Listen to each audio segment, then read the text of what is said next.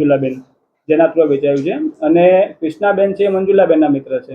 એટલે આ લોકોનો ગુનાહિત ઇતિહાસ બી ગુજકોપમાં ચેક કરવામાં આવે છે, પણ હાલમાં એનો કોઈ ગુનાહિત ઇતિહાસ જણાઈ આવેલ નથી.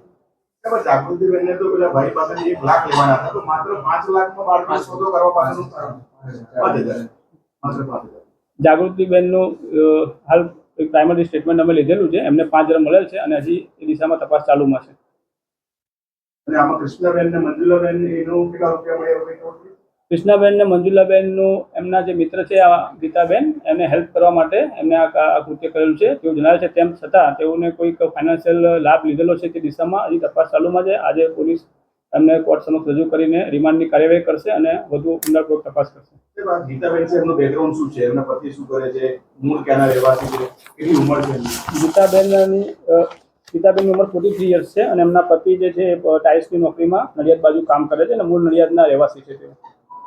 એ લોકો બાળકી ત્યાં લઈ ગયા પછી શું કર્યું? બાળકી આપણને ક્યાંથી મળી? નડિયાદથી મળી ગઈ? બાળકી આપણે જે આ જાગૃતિબેન છે એના થ્રુ જે ગીતાબેન, કૃષ્ણાબેન અને મંજુલાબેનની તપાસ કરતા છેલ્લે આપણે બધાને લાવે ત્યારે ગીતાબેન જોડેથી આપણે બાળકીના મા બાપને સોંપે છે. Okay sir, thank you.